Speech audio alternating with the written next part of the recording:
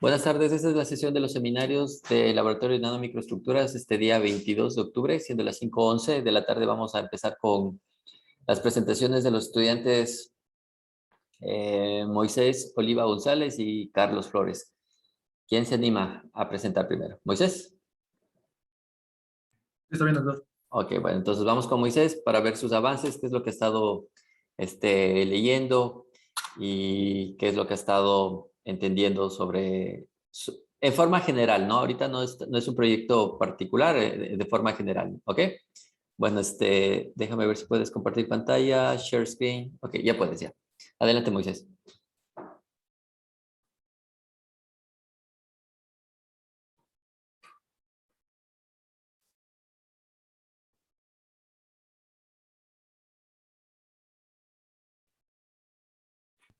Bueno, buenas tardes. Soy Moisés Oliva, soy estudiante de séptimo semestre de Ingeniería Física y les voy a presentar un poquito de lo que me tocó estudiar esta semana de análisis de Fourier para perfiles de línea.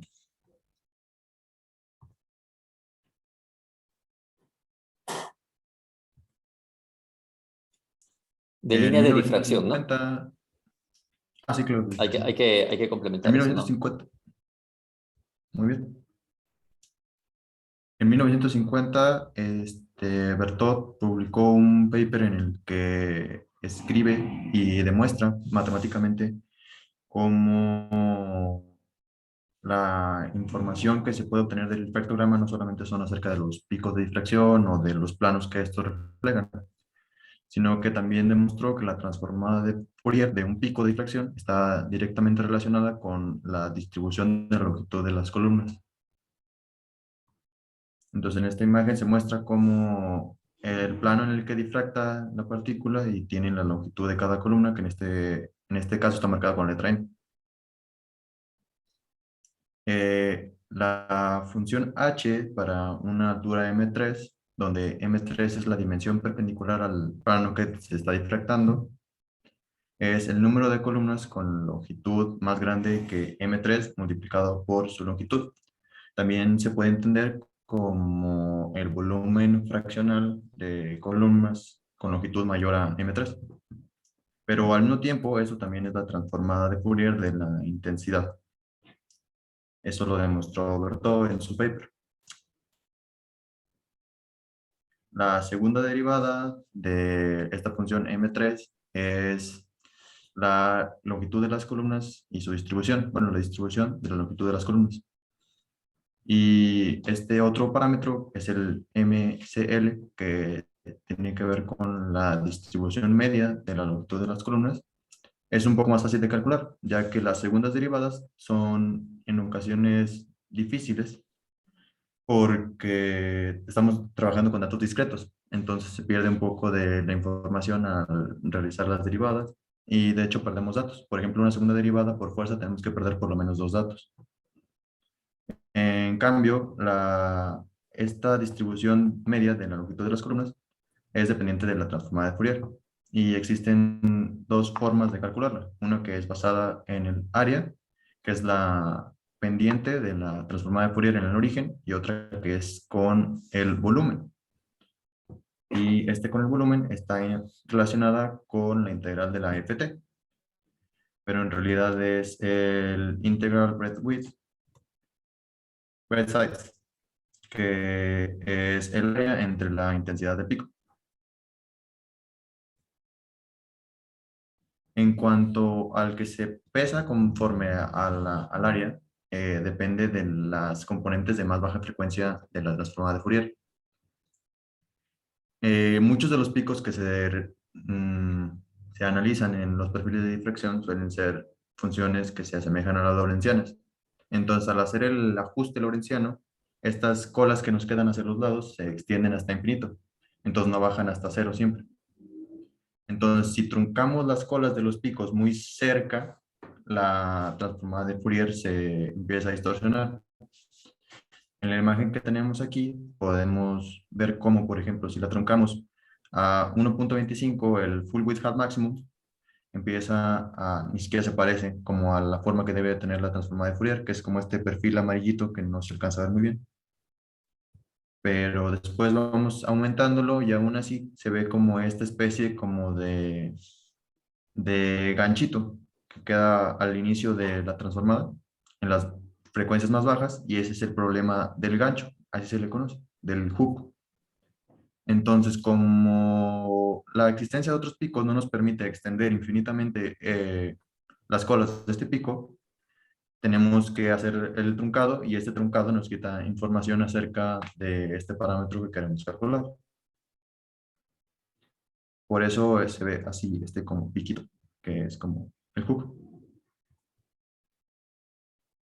Para arreglar el hook se hace el cálculo del background, y las orillas de los picos son como unidas, normalmente a ojo, y es posible declararlas como ruido, como background. Como un resultado tenemos que las colas tienen un mejor ajuste y los picos pueden ser como separados para su análisis individual. Y los residuales ahora ya pueden ser analizados de manera explícita. Pero esta transformada de Fourier no puede ser la transformada rápida de Fourier, porque al hacer el ajuste, cada vez que hacemos el ajuste, cada punto que vamos consiguiendo nos da un residual.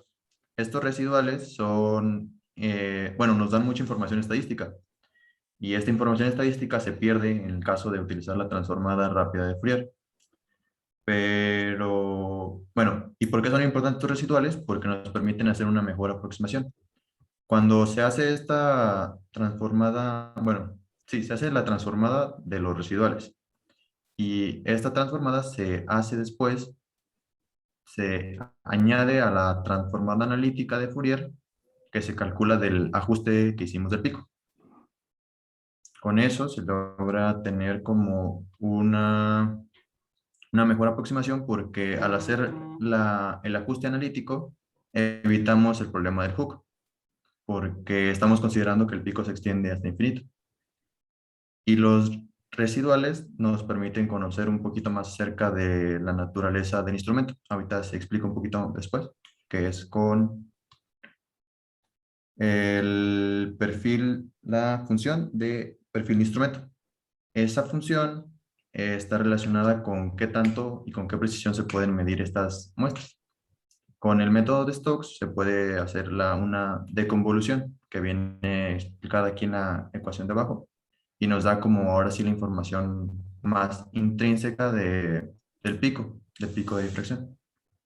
Entonces, al tener la transformada analítica calculada para el ajuste del pico, más los residuales que fueron calculados con esta transformada de Fourier, y dividirla por la transformada de la función de perfil del instrumento, se hace la deconvolución y nos da pues la información ahora sí de la transformada del pico intrínsecamente. El problema resulta cuando tenemos funciones de instrumento, de perfil de instrumento, que son o muy pequeñas o muy inciertas. Porque al ser muy pequeñas, por ejemplo, la información que nos obtenemos se ve atenuada o es muy sensible al ruido que pueda estar en el pico, o sea, en el ruido que pueda presentar el instrumento. Y básicamente eso es lo que estuve investigando esta semana. Y aquí están las referencias que utilicé.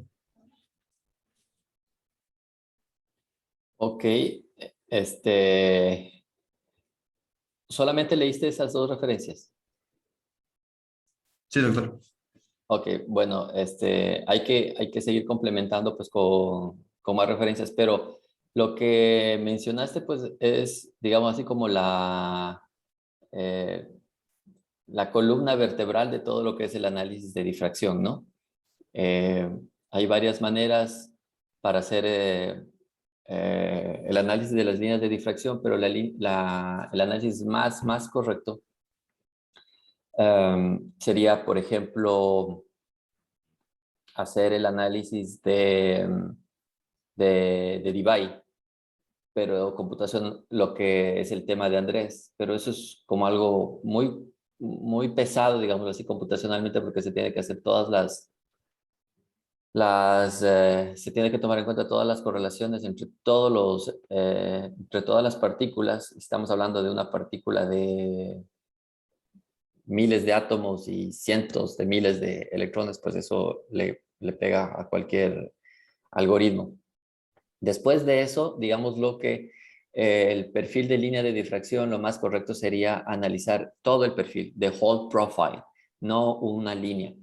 Cuando se dice línea, es como que lo que mencionabas, como que se extrae del pico de difracción un pico, ¿ok? Como son muy delgaditos, pues los llaman línea, y se hace el análisis sobre ese pico, sobre esa reflexión.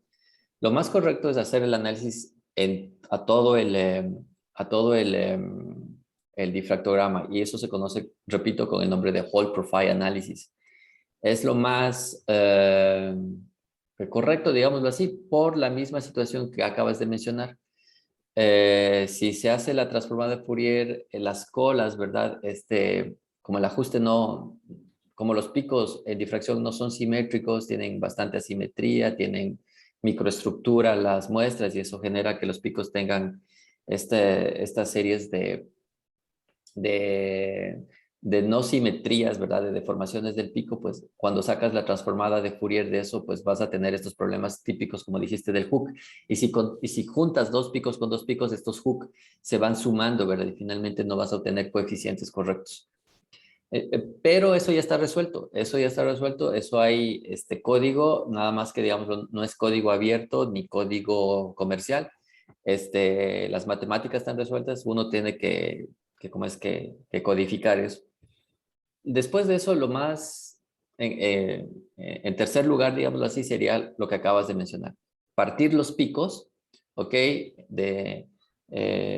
Individualmente, y hacer el análisis de Fourier. En este caso, eh, quisiera que, por ejemplo, tú averigües, ¿verdad? Para que complementes a esta presentación, la vayas así como haciendo más grande, ¿verdad? Eh, ¿Qué es más correcto? Si hacer esta corrección a la transformada de Fourier rápida, o usar la transformada de Fourier discreta. Nosotros en el laboratorio hicimos un código y trabajamos con la transformada de Fourier discreta. Ok, pero yo quisiera que tú peses, ¿verdad? Los porqués. La discreta en estos casos es más recomendable que hacer la transformada de Fourier. Digámoslo así, que analíticamente, pues, nos ahorra como un paso, ¿verdad? El calcular dos veces la de Fourier, el residuo y la rápida.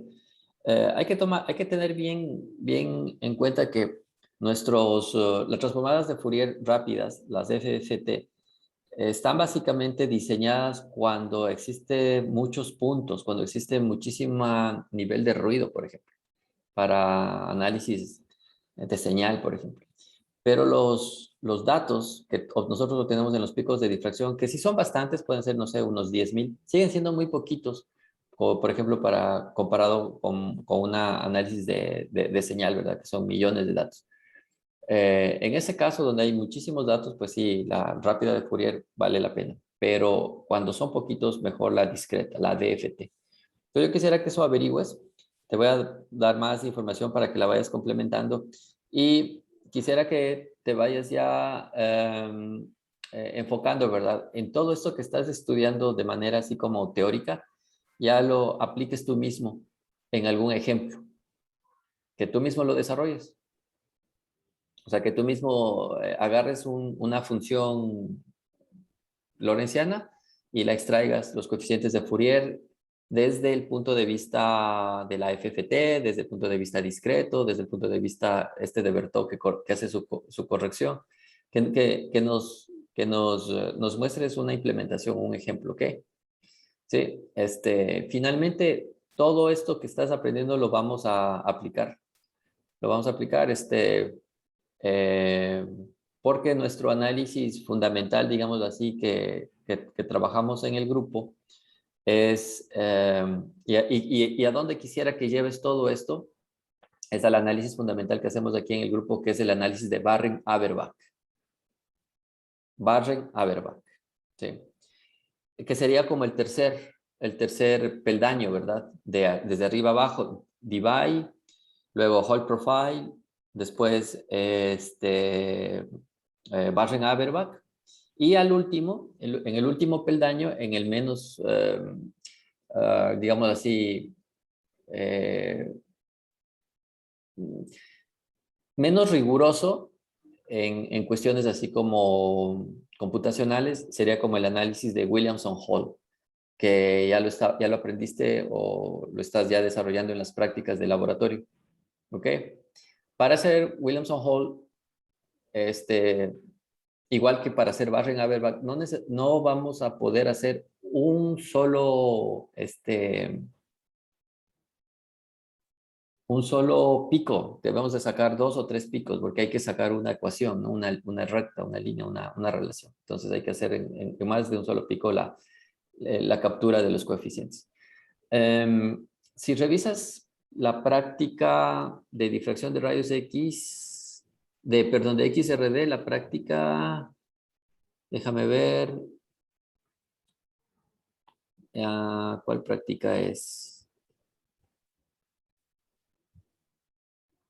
No, no es esa, creo que es la de microestructura. Déjame ver. Microestructura.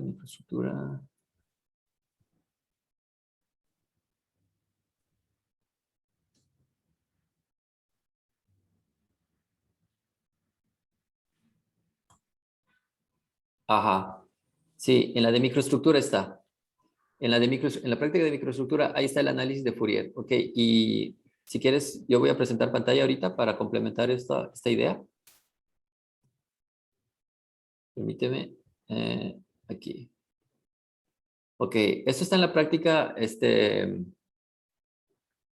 Carlos aún no la ve, aún no lleva el curso. Pero aquí está el análisis de Fourier, ¿ok? Entonces, eh, no, lo que dice, perdón, el análisis de Barren-Averbach es a través de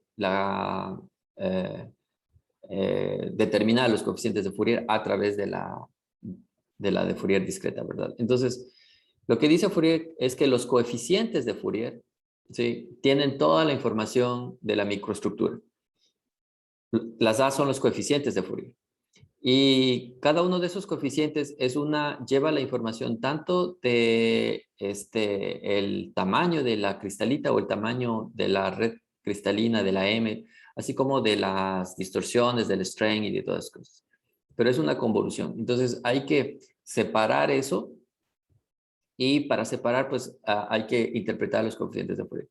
Entonces, por ejemplo, en este pico, ok, en esta diapositiva, ¿verdad? Este pico representa el pico, por ejemplo, 110, ¿ok? Y si nosotros sacamos la transformada de Fourier de este pico, como tú mencionas, si te das cuenta, ese hook que está aquí, ¿lo ves? ¿Ok? Acá está un poco más mostrado, ¿verdad? Pero bueno, finalmente, esta línea en azul son los coeficientes de Fourier de este pico. ¿Ok?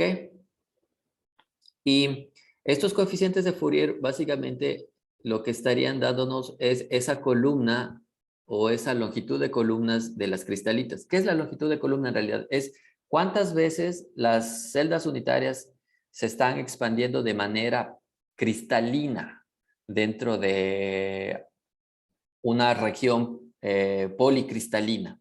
¿Sí? ¿Ok? En este caso, por ejemplo, en el pico 220, estos son los coeficientes de Fourier. Se ve, ¿verdad?, que mientras los picos se van haciendo más pequeñitos, más gaussianos, los hook empiezan a hacerse más notorios, ¿verdad? Pero bueno, finalmente estos también son los picos perdón, los coeficientes de Fourier calculados para este pico de difracción. Bueno, ¿y qué sacamos con eso? Bueno, o cómo graficamos eso. Puedes normalizar los picos, ¿ok? Y luego esos se tienen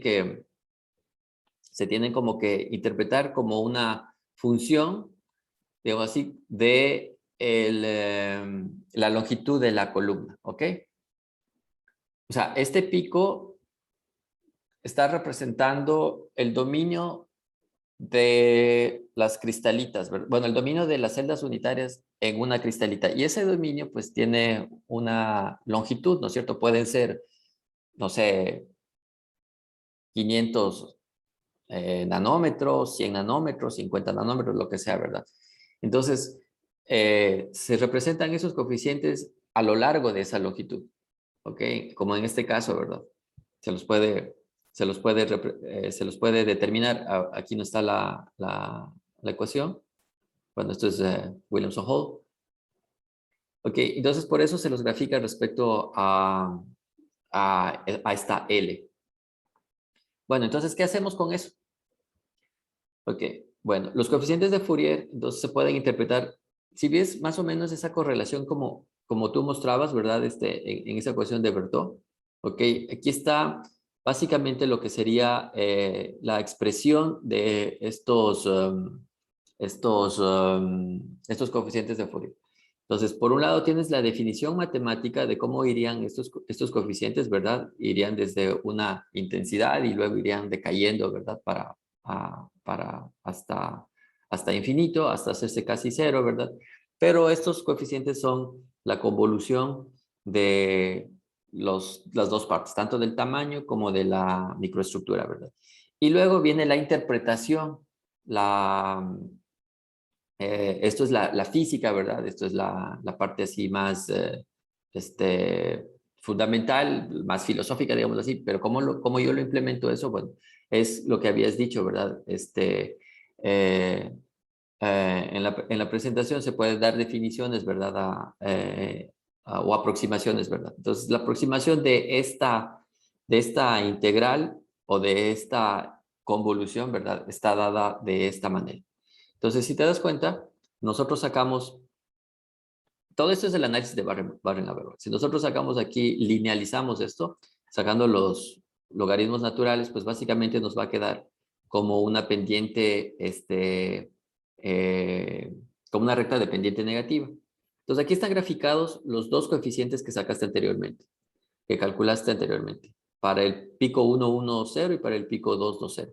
Ah, una cosa, tienen que ser picos de la misma familia, si te das cuenta. ¿Sí? No tienen que ser picos saltados, tienen que ser de la misma familia.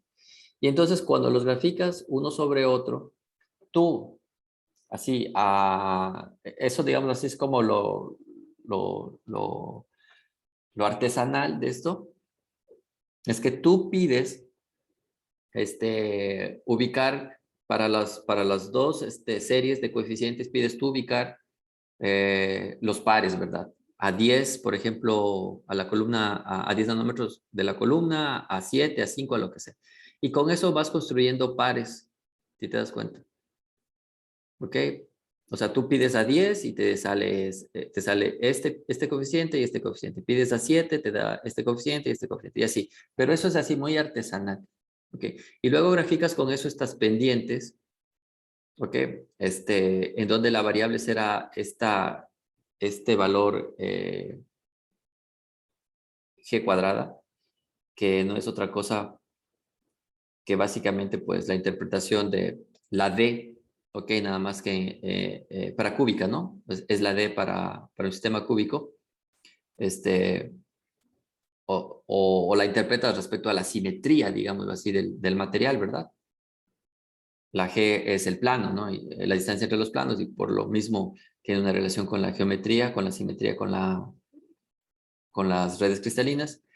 Y finalmente, pues, ya una vez que tienes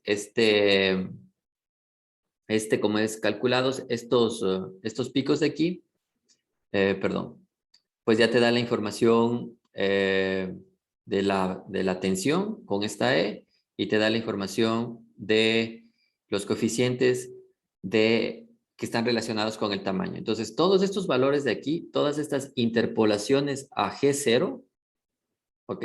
Recuerda que todo esto es una recta, todas estas son rectas, entonces las puedes interpolar a G0, al valor de 0. Entonces te agarras todos estos datos que están aquí, perdón, todos estos que llegarían aquí, o sea, tendrías que calcular como unas 20 líneas, o sea, unos 20 números, no sé, unos 20 pares de números o más, ¿verdad? Para tener todos estos valores que calzan aquí en que se interpolan a g igual 0, o sea, todos estos números, quiero decir, o sea, todas estas, el intercepto, ¿ok? Y con eso construyes ahora esos valores respecto a la L. Y van a caer de esta manera, fíjate. Ta, ta, ta, ta, ta, ta, ta, ta, ta, ta, ta, ta. Pero todos estos valores de aquí no son las transformadas de Fourier. Bueno, sí son las transformadas de Fourier, pero son los interceptos. Son estos números. ¿Ok? Que están aquí.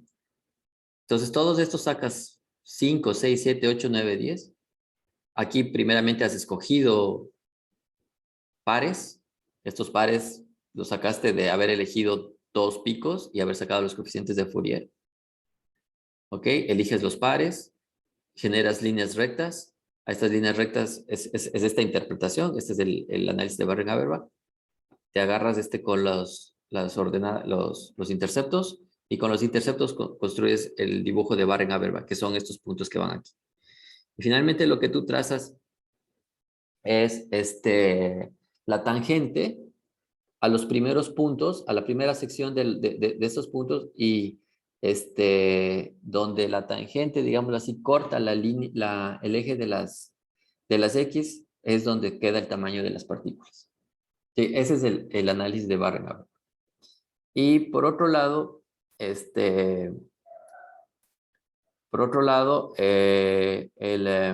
la tensión, pues básicamente está dada en la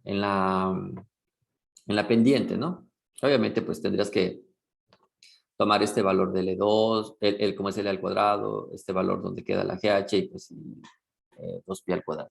Con esto ya tendrías la interpretación. Este es como, digamos así, como un análisis para interpretar lo que también puedes hacerlo con Williamson-Hall, ¿ok? Que también tienes el tamaño de la partícula en el intercepto y las tensiones también en la pendiente. Nada más que, como tú sabes, ¿verdad? Para sacar Williamson-Hall, nosotros calculamos el FWHM, ¿no? Eh, eh, esto de aquí, el FWHM, ¿ok? Como está en la práctica que habíamos hecho. Entonces, lo que yo quisiera, ¿verdad? Es que pudieras entenderlo ya, bueno, ir llevando este análisis de Berthaud hacia este contexto de Barren-Habermas, que es finalmente lo que vamos a estar haciendo. Esto ya está implementado, nosotros ya lo tenemos implementado, ya lo tenemos codificado, ¿ok? Bueno, y está en tu práctica para que si quieres repasarlo un poquito más, ¿ok? Pero está bien, porque tu presentación está bien porque empiezas a dar esos justificativos de la interpretación, ¿verdad? De los picos de difracción con los coeficientes de Fourier. ¿Ok? Bueno, te voy a subir unos artículos más para que puedas juntar esta información. ¿Sí? Sí, doctor, encantado. Muchas gracias. Ya. Bueno. Eso con Moisés. Y yo quisiera, Moisés, o sea, que a la siguiente práctica, a la siguiente presentación que des, le vayas sumando lo que ya tienes. Lo que ahorita dijiste está muy bien, es como una introducción, ¿verdad? Pero tienes que irlo llenando, llenando, llenando hasta hacer una presentación más grande, ¿verdad? Y con mayor número de datos.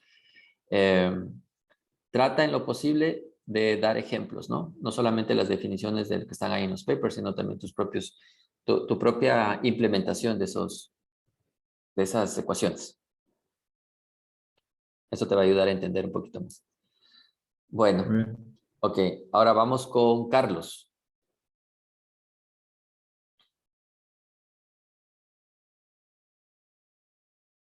Un ratito, antes de eso, ¿hay alguna pregunta para Moisés? Andrés, Carlos, Ana, Lidia.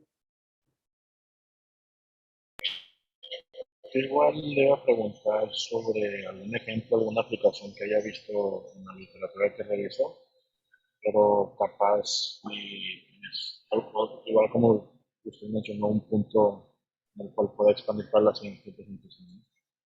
Igual Ujú. como que mencionar algún ejemplo o algo que hayas visto aplicado en algún paper de esta metodología.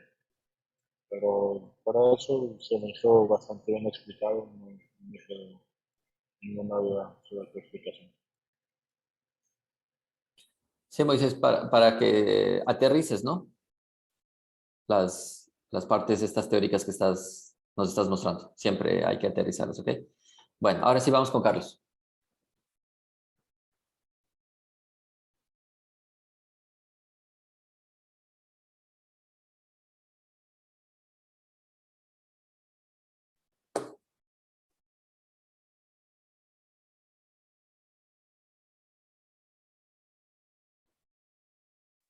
Buen día, yo soy Carlos Flores y el día de hoy quisiera platicarles sobre el análisis de difracción de rayos X, análisis de línea de perfil, pero enfocándonos en la precisión con el enfoque de parámetros fundamentales.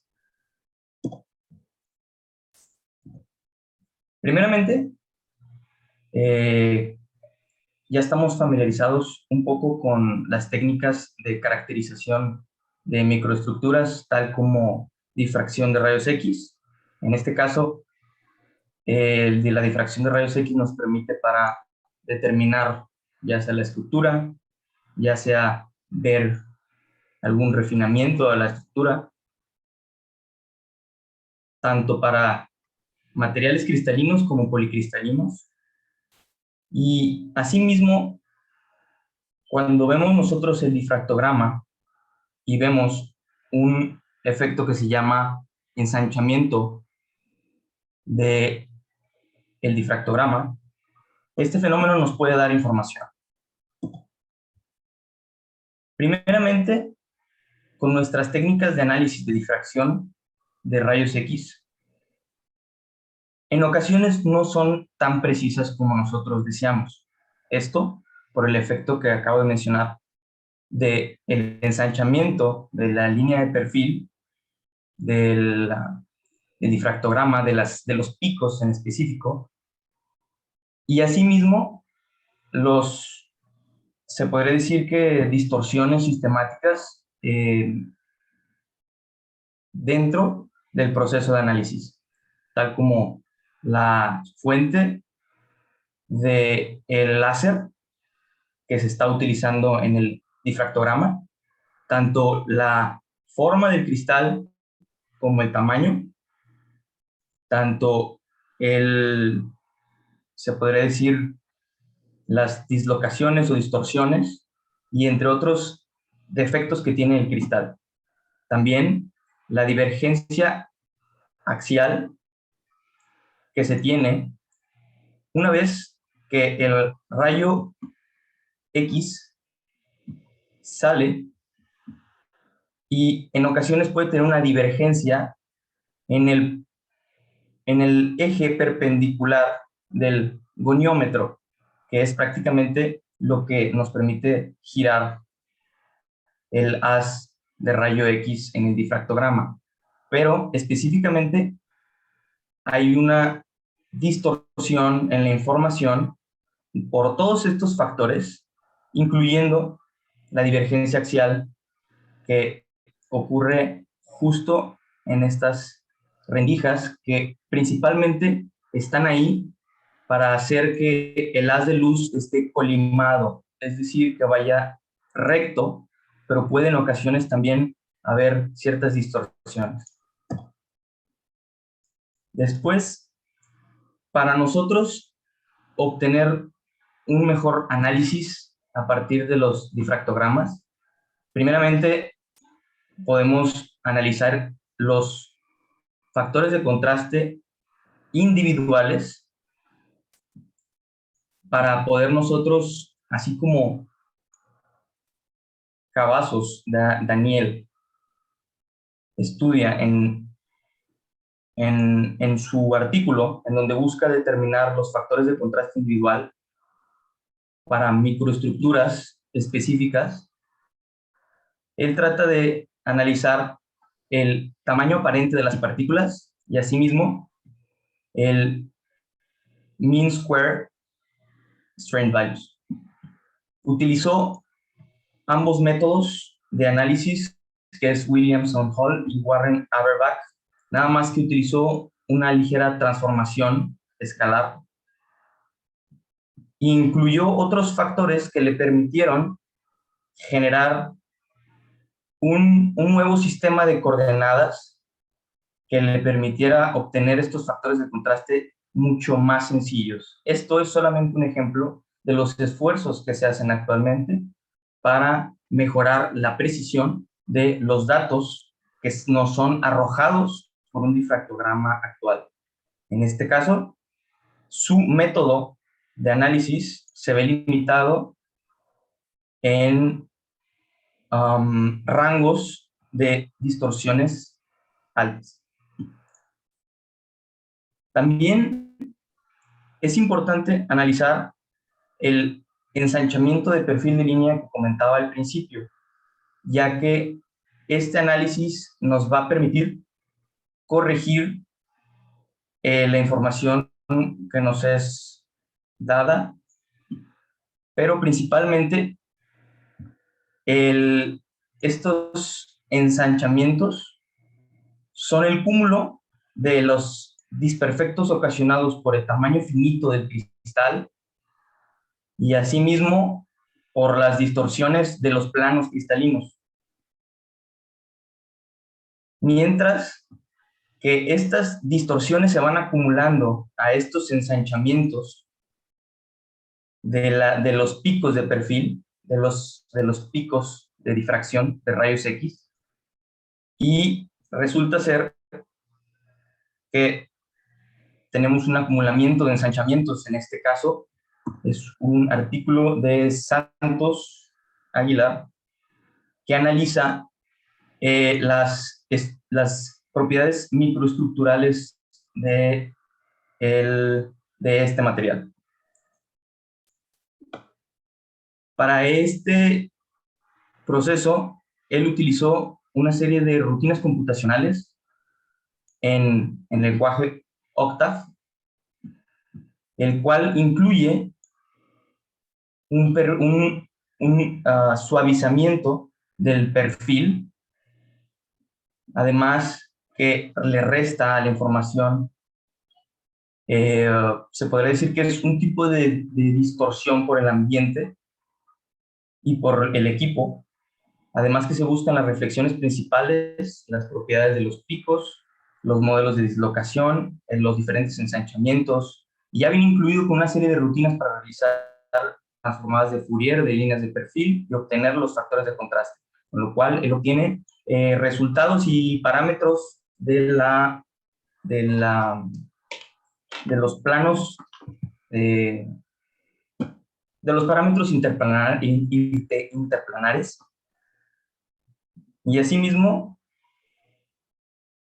se suman los esfuerzos para mejorar esta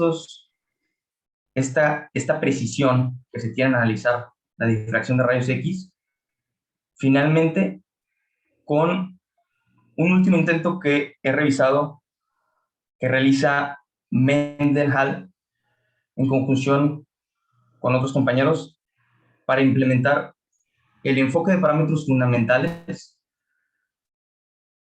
el cual nos permitirá realizar una serie de convoluciones a los difractogramas recibidos, es decir, uno recibe la información y lo pasa a través de ciertos filtros para mejorar la precisión. Pero estos filtros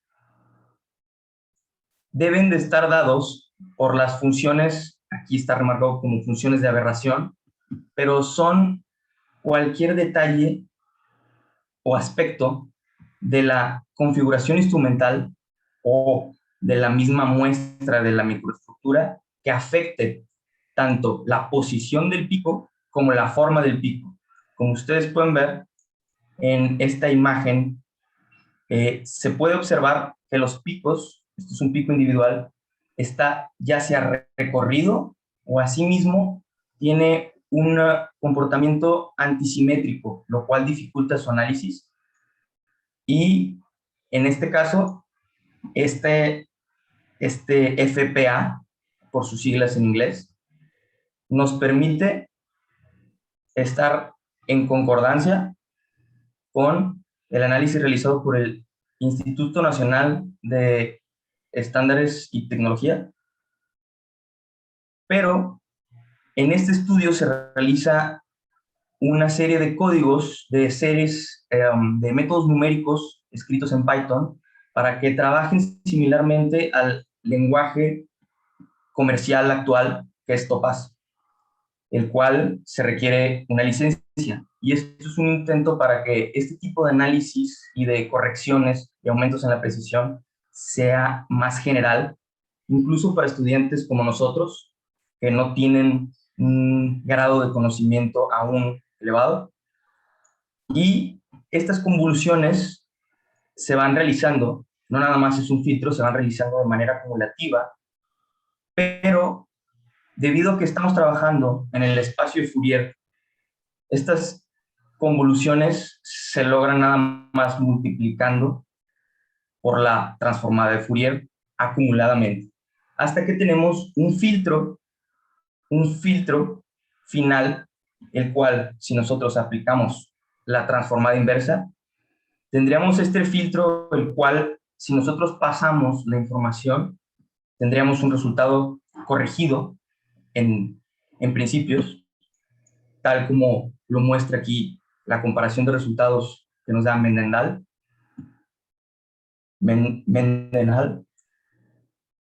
en donde podemos ver que este pico tuvo una ligera corrección y en este caso la diferencia que se obtiene con este lenguaje libre que es Python y estos métodos numéricos con el lenguaje comercial que es Topaz, con la solución comercial, perdón, la diferencia es mínima en este caso, que se analiza un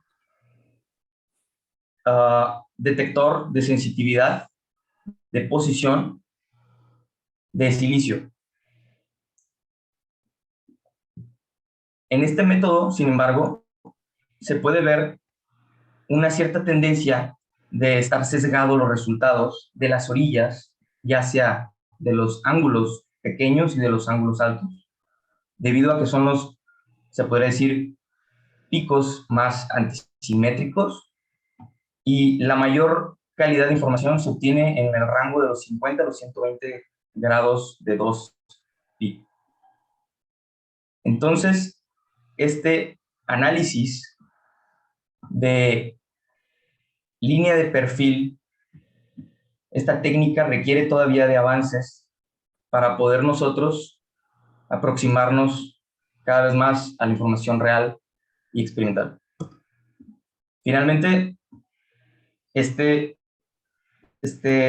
campo es muy abierto y existen diversas áreas de oportunidad y áreas en donde nosotros podríamos seguir mejorando las técnicas. Entre algunas que me llaman a mí la atención se encuentran la determinación de vectores Burgers en poblaciones de materiales hexagonales y, asimismo, la determinación de defectos de planos estructurales en nanocristales ultra finos. Y eso es todo.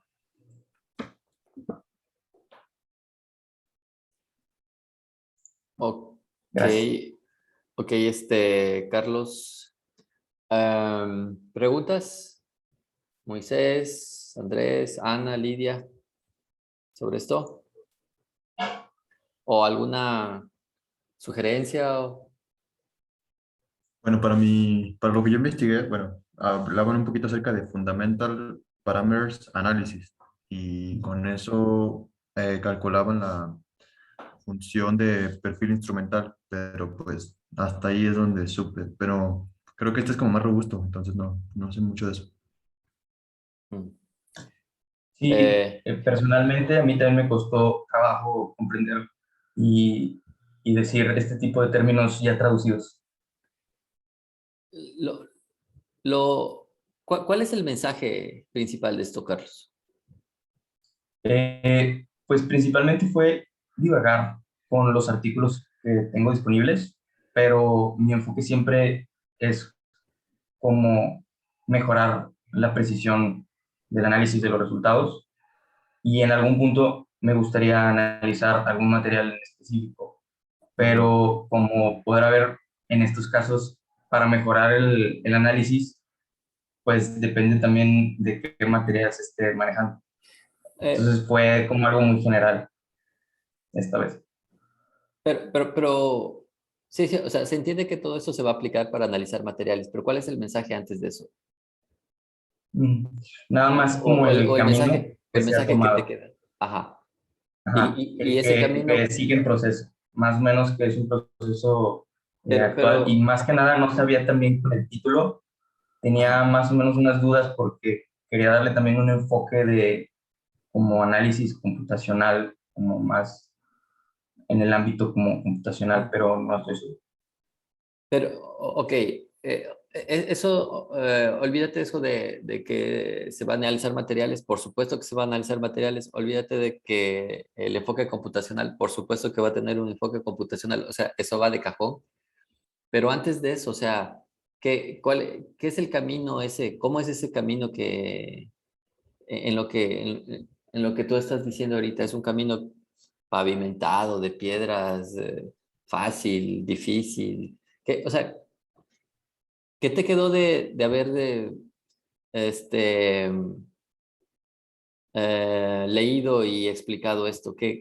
¿Cuál es en resumen, en dos frases, en dos oraciones? Que combinar diferentes técnicas puede ser atractivo para mejorar la precisión, no nada más. Más atrás, antes de Mm, eso,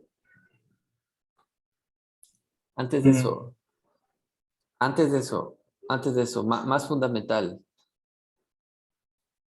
Yo tengo una frase para eso, pero la voy a buscar. ¿Por qué se hace todo esto?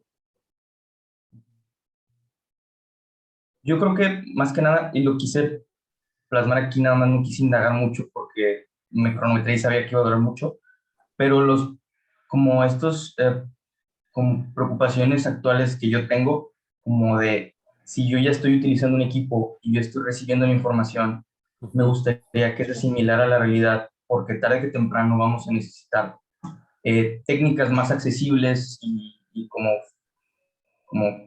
prácticas de analizar Ajá. para industria y demás. Sí, pero ¿por qué surge la necesidad de analizar eso? O sea, obviamente Ajá, vas a caracterizar los materiales, pero aparte de eso, o sea, porque, ya ubicando todo esto ajá, en la parte de la difractometría, ¿verdad? ujú, Porque puedes analizar los materiales con otros tipos de técnicas, pero en esta, o sea, el mensaje atrás de todo eso, ¿para qué hacen factores de contraste? ¿Para qué hacen Barring-Haberbach o el FPA? ¿Qué, qué está atrás de todo esto? ¿Cuál es el meollo? ¿Qué es lo que se quiere atacar principalmente? yo diría que conocer más a fondo la microestructura, pero también puede ser. O sea, eso es el resultado después de hacer todo esto, ¿no? Sí. A ver, aquí tengo, no sé si calce, ¿verdad? Esta frase, este, a ver si me entienden, ¿verdad? Dice, el accidente es la consecuencia del incidente. El accidente es la consecuencia del incidente. Otra vez, el accidente es la consecuencia del incidente y no se juzga el accidente, se juzga el incidente. Esa es una frase sacada de Fórmula 1, ¿ok? El accidente es la consecuencia del incidente. Si no hay incidente, no hay accidente. No se juzga el accidente si fue mortal o no, sino se juzga el incidente, porque ahí aparece todo esto. Entonces, ¿cuál es el incidente de esto, Carlos? El accidente sería, pues, determinar la microestructura, hacerla más precisa, hacerla con métodos computacionales o lo que sea. Eso ya es lo que se ve, ¿sí? ¿Cuál es el incidente? O sea, ¿dónde nace todo esto?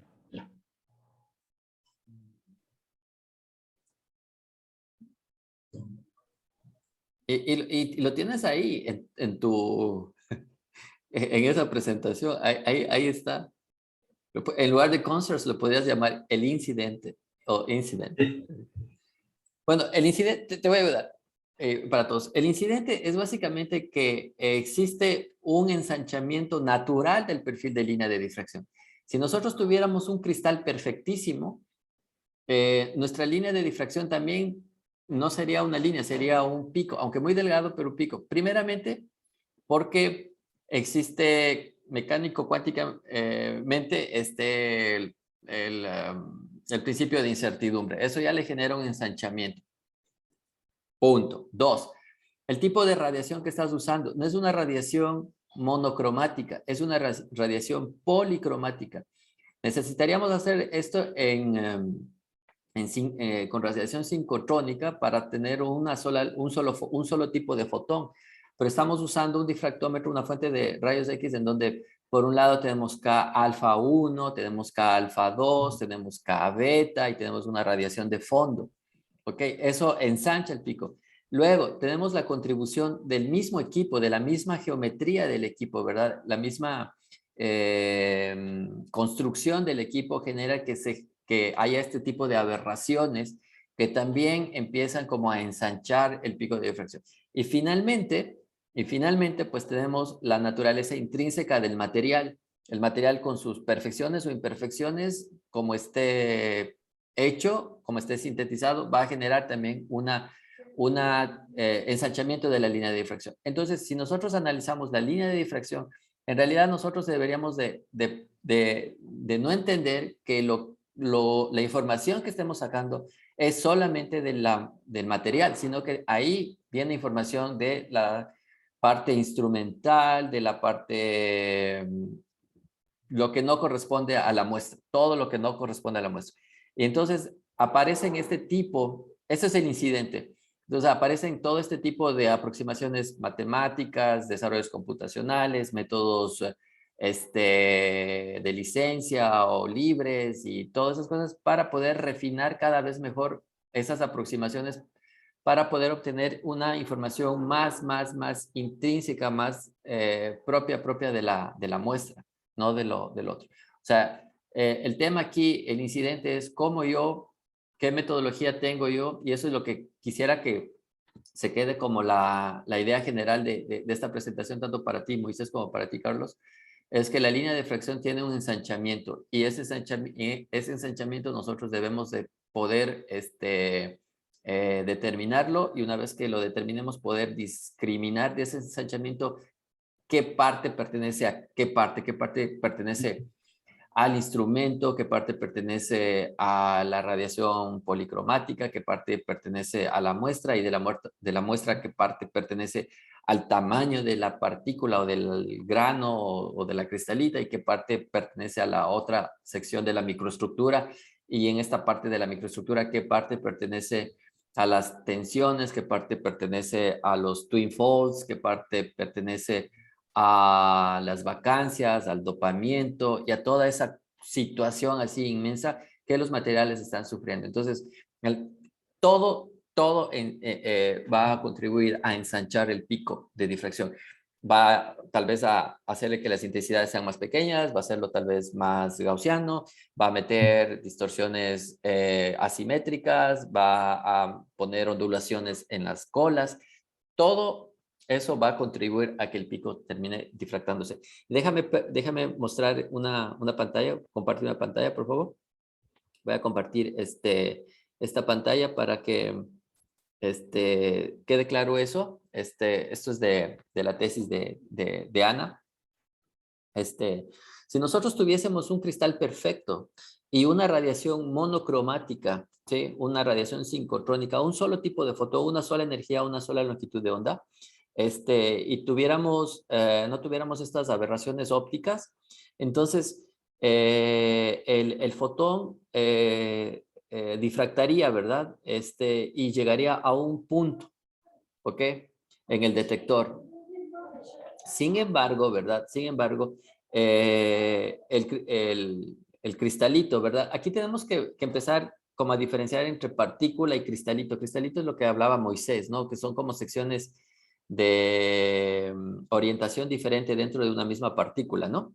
Entonces son como dominios dentro de una misma partícula. Entonces, ese cristalito pudiera estar tensionado porque, digamos así, a la celda cristalina se le introdujo algo o se le quitó algo o qué sé yo, ¿verdad? Varias razones pueden existir. Y entonces, cuando, por ejemplo, está tensionado de una manera compresible, ¿verdad? Lo que sucede es que existe un ligero desviamiento, ¿sí? Del fotón en la dirección de salida, ¿ok? Ahora, supongamos que está tensionado de manera homogénea, ¿sí? O sea, todo, a lo largo de toda la cristalita se tensionaron las posiciones de los átomos, se encogieron, digámoslo así, todo homogéneamente, o sea, con una función que va mapeando todos esos puntos de los átomos de manera igual. Entonces, lo que hace es que el punto, ¿verdad?, de difracción lo mueve. En lugar de que esté en el ángulo 20 grados 2 teta, lo mueve a 20.5 grados 2 teta. Pero las tensiones, ¿verdad?, distan mucho, mucho de ser homogéneas, porque las tensiones son anisotrópicas, ¿sí? ¿Y qué significa anisotrópicas? Que se van a expresar de manera diferente en las tres direcciones, ¿sí? Entonces, si tú metes una tensión a nivel microestructural, estoy diciendo, ¿verdad? No es lo mismo el efecto que produzca en X, que produzca en Y, que produzca en Z. Es anisotrópico. En tu misma presentación hablas de la anisotropía de la tensión, ¿verdad? Sí. La isotropía en la tensión, digamos así, que le pudiéramos obtener en materiales ya macroscópicos, por ejemplo, en un colchón, por ejemplo, en una esponja, por ahí pudiéramos tener nosotros una compresión homogénea, pero eso solamente se ve a nivel macroscópico. A nivel microscópico o de microestructura no se ve. Es por los efectos de los bordes y todas esas cosas, no se van a comprimir o tensionar de manera homogénea. Entonces, esa no homogeneidad produce que el pico es, el punto ese, se puede ir a la derecha, se puede ir para abajo o en este sentido, ¿verdad? Puede ir para arriba, bueno, el original era el negro, ¿verdad? Puede ir para acá abajo, puede ir para acá arriba, etcétera. Entonces, finalmente, cuando existe esta anisotropía, o sea, cuando el material no es completamente cristalino y tiene como los materiales que nosotros trabajamos, ¿verdad? Nosotros no vamos a trabajar nunca con materiales de alta cristalinidad. Nuestro laboratorio no está equipado para eso. Vamos a ver este ensanchamiento, ¿ok? Entonces, este ensanchamiento, pues, es una relación, es la consecuencia, es el accidente, si quieres verlo así, ¿verdad? De este incidente. Y lo que nosotros queremos determinar es este incidente. ¿Dónde está ubicado este incidente? ¿Dónde está este átomo metido? Y dar, ¿verdad? La relación, ¿verdad? Aquí está este átomo por de más o por de menos, y eso fue lo que me produjo este accidente llamado ensanchamiento. O sea, todo lo que explicaste es básicamente la manera de conectar, de explicar, ¿verdad? Este ensanchamiento debido a estas causas, ¿ok? ¿Sí? Si quieres verlo un poquito de manera más vectorial, up, ¿qué pasó? Sí, un error en el internet. ¿Sigo ahí? Sí. Qué raro. ¿Por qué no quiere agarrar esta?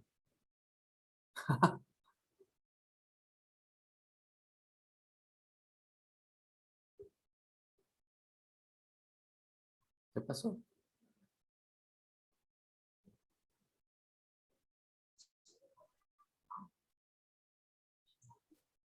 Mm, qué horror. Qué raro. Sí. Bueno, si se dan cuenta, los ensanchamientos de la línea de difracción, si es un ensanchamiento uniforme, ¿verdad? Se mueve el pico, ¿ok? A la derecha, a la izquierda. Si no es uniforme, en cambio, se hace más chiquito y se hace más gordito, ¿ok? Bueno, y todo esto aquí. Qué raro que esta diapositiva no cargó. Bueno, entonces, todo lo que vamos a aprender, ¿verdad? En estas semanas, ¿verdad? En estos semestres, es poder conectar el accidente con el incidente, ¿ok? Nuestro accidente siempre van a ser muestras polimórficas, policristalinas, dopadas, no dopadas, como por ejemplo con Ana, invertidas, no invertidas, qué sé yo, ¿sí? Ese es el accidente. Pero lo que nosotros queremos es la física, ir para acá, a ver el incidente, demostrar el incidente, demostrar la naturaleza de ese incidente que pues básicamente pues generó lo otro, ¿ok? Entonces, esa es la filosofía que hay que manejar, ¿ok? El accidente es vamos otra vez a repetirlo aquí, el accidente es la consecuencia del incidente, ¿sí? ¿Ok? Entonces, tienen que irse al incidente, no al accidente, a tener esa filosofía para ir más cosas fundamentales, ¿no? ¿Ok? Y ya las herramientas que elaboremos, pues ya nos van a permitir analizar cualquier material. O sea, ya el material luego ya no nos va a importar, ¿verdad? O sea, ya teniendo las herramientas podemos analizar óxido de titanio, óxido de estaño, lo que sea. ¿Ok? Sí, pero hay que entender estos fundamentos.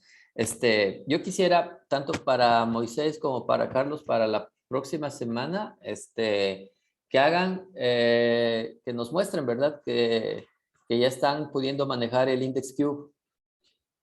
¿Sí? El Index Cube tiene ya el análisis de Barren-Haberbach.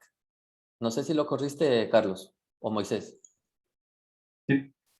¿Sí? Ahí suelta los picos. Tenemos una rutina que quiebra los picos, bueno, que los muestra uno por uno y a cada uno le saca los coeficientes, ¿ok? Entonces, no sé si para la próxima semana, complementando el tiempo con la exposición de Iván, que hoy no pudo estar, nos muestran un avance, ¿verdad? De lo que es capaz el Index Cube, ¿ok? Sí, claro. ¿Sí? Me parece bien.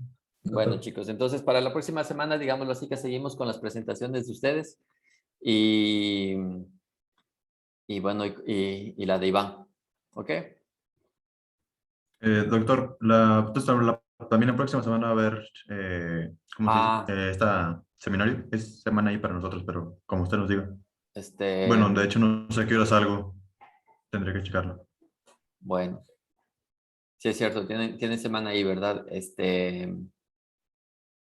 Bueno, pues lo pasamos para la siguiente semana, entonces dejamos libre la semana que viene para que te quede todo más tranquilo, ¿verdad? ¿Ok?